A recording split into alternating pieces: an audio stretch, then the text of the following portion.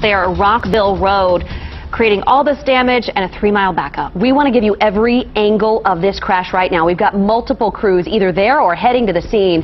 First of all, let's take a look here from Chopper 8's picture. They've been hovering above the scene for the last couple of minutes, kind of giving you an indication of just how bad the backup is. As you can see there where the semi actually hit the top of that bridge there, and you can see several squad cars here. All of those northbound lanes, of course, shut down, and then traffic moving southbound is also moving pretty slowly right now.